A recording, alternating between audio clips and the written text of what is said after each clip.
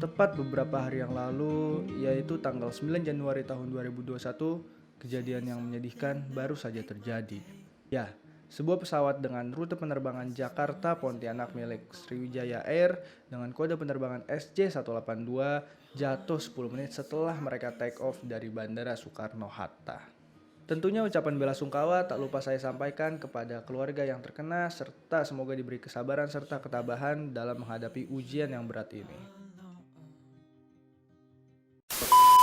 Banyak orang yang mengira bahwa pesawat merupakan moda transportasi yang paling berbahaya. Padahal jika kita melihat riset pada tahun 2018 kemarin, itu ditemukan bahwa terdapat satu kecelakaan dari total 5,58 juta penerbangan, yang artinya 1 banding 5,58 juta. Akan tetapi tetap saja kita sebagai manusia tetap takut karena ternyata pesawat itu sekali kecelakaan korban jiwanya mulai dari puluhan bahkan ratusan. Dan di video kali ini gue Azam bakal bahas tentang 3 kecelakaan pesawat yang pernah terjadi di Indonesia. Pertama, Adam Air 574. Pada tahun 2007, Indonesia diguncangkan oleh sebuah bencana pesawat yaitu Adam Air 574. Adam Air 574 diketahui merupakan sebuah pesawat dengan rute penerbangan Jakarta, Surabaya, Manado. Akan tetapi, kecelakaan ini baru saja terjadi setelah pesawat transit sebentar di Bandara Surabaya. Kronologi singkat daripada peristiwa ini adalah bahwa pada pukul 12.55 WIB, seharusnya pesawat itu baru take off dan seharusnya pesawat itu sampai di Bandara Manado pada pukul 16.14 WITA. Akan tetapi tiba-tiba pesawat tersebut hilang kontak pada pukul 15.07 WITA. Dilansir detik.com, pada ketinggian 35.000 kaki atau 10 km di atas permukaan laut, sistem autopilot pesawat tersebut masih menyala. Lalu setelah itu ada beberapa rentetan kejadian sehingga sistem autopilot daripada pesawat tersebut tiba-tiba tanpa disadari itu off. Rentetan peristiwa inilah yang membuat pesawat Adam Air 574 secara tidak sadar menukik ke bawah dan akhirnya jatuh. Rentetan peristiwa inilah yang membuat pesawat Adam Air 574 meluncur ke bawah dengan kecepatan sekitar 330 meter per detik atau 1050 km per jam ke arah bawah. Dan akhirnya pesawat tersebut menghantam air dengan kecepatan yang sangat keras sehingga pesawat tersebut sudah tidak ada. Selanjutnya gue bakal nampilin cuplikan daripada black box Adam Air 574 ini. Rekaman black box ini merupakan salah satu rekaman black box yang pernah viral pada zamannya. Dan di sini tujuan gue untuk nge-publish ini adalah untuk kepentingan edukasi semata. Oke, di kopi. Di samping kanan di sama. Kan belum lagi kok dia minggu beda sama dia mega gambarnya ini. Iya. Ngaco dia bener. Udah ngaco udah emang. Udah ngaco. Udah mulai kapal bambu deh. Dia bisa percaya sama ini aja deh. Beda yang berapa nih kan? Negara Pasifan the Raja Mainland Tunnel heading 100 descend 2000 feet clear pilot for runway 13. Udah dia. Kalau naik lagi. Taruh naik lagi. Taruh naik lagi. Yes? Taruh naik lagi. Taruh naik lagi. Nah. Oke kan. Jangan dibelokin nih. Kita nggak begini. Captain.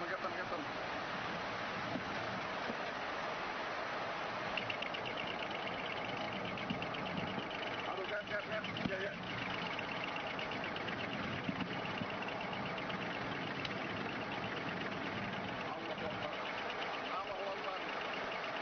Allahu Akbar.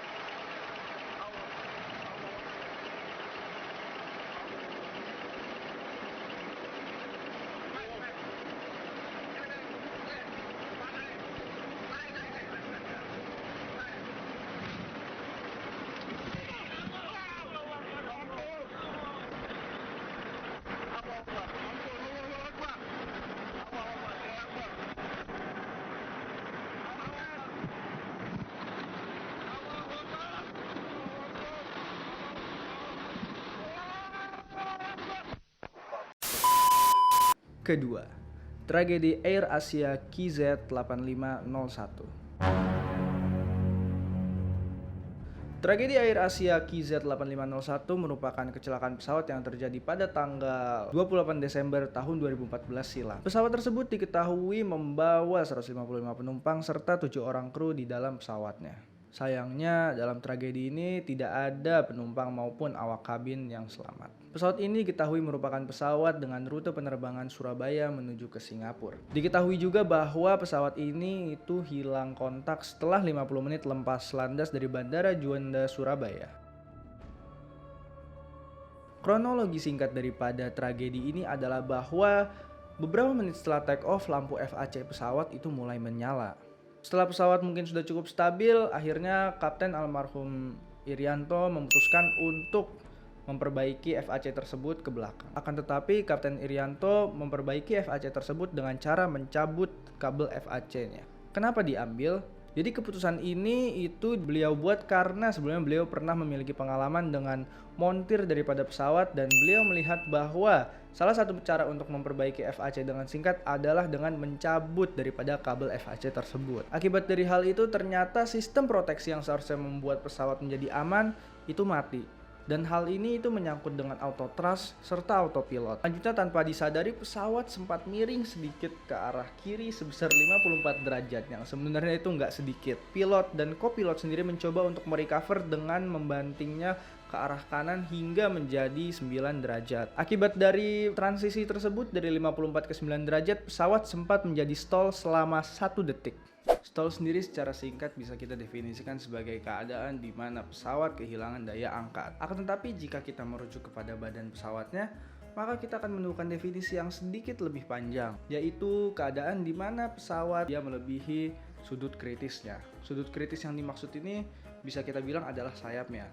Jadi seperti kita ketahui bahwa dalam ilustrasi gambar ini, sebuah daya angkat itu dia memiliki sudutnya. Jika sudutnya semakin membesar daripada sudut garis normal, maka dia akan semakin kehilangan daya angkat. Jika pesawat kehilangan daya angkat, maka sebuah benda tersebut tidak bisa kita bilang sebagai pesawat lagi. Ibarat mobil yang melaju kencang tanpa ada sistem kemudi, pesawat pun demikian. Akan tetapi sebenarnya stall bisa diatasi, tapi saya belum bisa menjelaskannya karena saya bukan seorang pilot. Oke, singkat cerita daripada tragedi Air Asia KZ8501 ini adalah bahwa pesawat tersebut jatuh akibat dari stall yang terjadi. Yang ketiga, kecelakaan Sukhoi Superjet 100. 9 Mei 2012, tanggal tersebut merupakan hari di mana peristiwa naas ini terjadi. Kali ini merupakan pesawat Sukhoi Superjet 100 dengan total penumpang 45 orang dan semuanya dinyatakan tewas. Jika kita melihat lagi tahunnya itu adalah tahun 2012, di mana pada tahun 2012 banyak sekali prediksi bahwa menyatakan tahun tersebut akan terjadi kiamat. Sehingga datangnya kejadian ini mungkin memperkuat asas praduga setiap orang bahwa tahun tersebut merupakan tahun kiamat. Tapi tenang aja, di video kali ini gue nggak bakal ceritain tentang prediksi-prediksi kiamat karena ternyata gue udah pernah bikin videonya di sebelum ini. Mungkin teman-teman bisa langsung cek di channel gue. Anyway, kita lanjut bahas tentang Sukhoi Superjet 100 ini. Waktu itu Sukhoi Superjet 100 merupakan pesawat berpenumpang pertama yang diproduksi oleh Rusia sejak runtuhnya Uni Soviet. Loh terus ngapain pesawat ini malah datang ke Indonesia? Pertanyaan yang bagus. Tujuan utama daripada pesawat ini terbang di Indonesia itu tak lain dan tak bukan adalah untuk memperkenalkannya ke orang-orang Indonesia, mungkin para buyer yang ingin membeli pesawat ini. Karena penerbangan ini merupakan penerbangan untuk perkenalan, maka kita bisa sebut penerbangan ini sebagai penerbangan Joy Flight. Joy Flight ini itu merupakan penerbangan yang sebenarnya rutenya itu rute memutar, yaitu dari Jakarta Halim Perdana Kusuma, habis itu dia memutar sedikit ke Pelabuhan Ratu, lalu kembali lagi hingga Jakarta Halim Perdana Kusuma. Dan di dalam penerbangan ini ternyata terdiri dari beberapa kloter sehingga tidak langsung semua penumpang ikut naik, tapi ada beberapa kloter sehingga dipisah-pisah. Kronologi singkatnya adalah bahwa pada pukul 14.00 WIB, kloter 2 itu mulai penerbangannya dari Bandara Halim Perdana Kusuma. Akhirnya pesawat ini take off atau lepas landas dari Halim Perdana Kusuma. Sejauh ini semuanya tampak baik. awak kru menawarkan makanan dan minuman, sang pilot memperkenalkan fitur-fitur canggihnya kepada reviewer yang ada di belakangnya, hingga pukul 14.26 WIB. Pada pukul 14.26 WIB, pilot sempat menghubungi serta meminta izin untuk melakukan putaran sekali lagi guna mempertunjukkan kebolehan daripada pesawat Sukhoi Superjet 100 ini. Setelah diberikan izin, akhirnya pilot mengatur vektor pesawat 1 kali agar dia dapat melakukan putaran sebanyak 1 kali. Dan untuk jaga-jaga karena setelah itu mereka akan turun, maka pilot pun menurunkan ketinggiannya menjadi 6.000 kaki. Namun memang ajal tidak bisa dihindari. Vektor pesawat yang seharusnya diatur secara kontinu agar pesawat bersifat memutar, pilot lupa untuk mengatur vektor tersebut secara aktif. Sehingga alih-alih melakukan putaran, pesawat malah menghantam lurus ke arah Gunung Salak.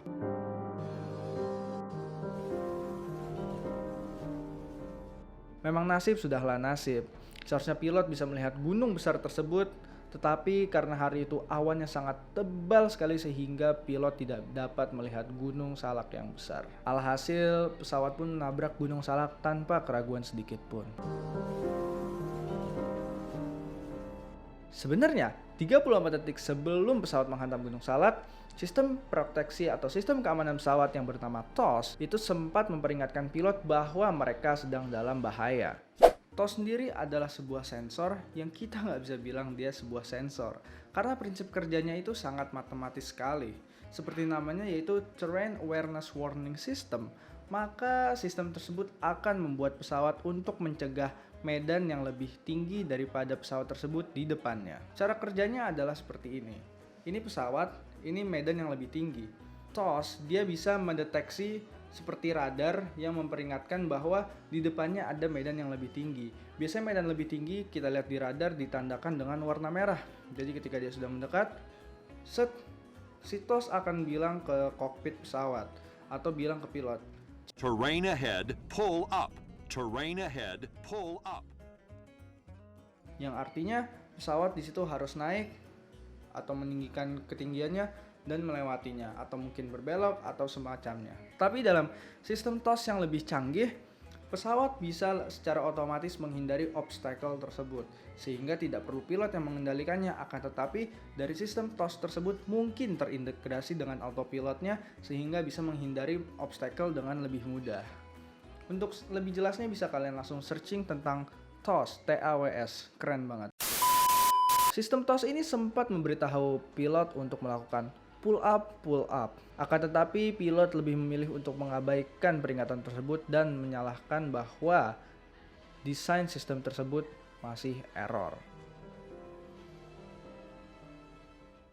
Oke, sekian video kali ini. Semoga teman-teman dapat pengetahuan baru tentang kecelakaan parah apa aja sih yang pernah terjadi di Indonesia. Semoga setiap kecelakaan yang terjadi dapat memberikan kita sebuah introspeksi dan pembaharuan dalam sistem penerbangan baik di dunia maupun di Indonesia. Memang benar ada sebuah pepatah aviasi yang mengatakan bahwa banyak peraturan yang ada di aviasi itu tercatat dengan darah. Akhir kata dari gue, Maulana Azam.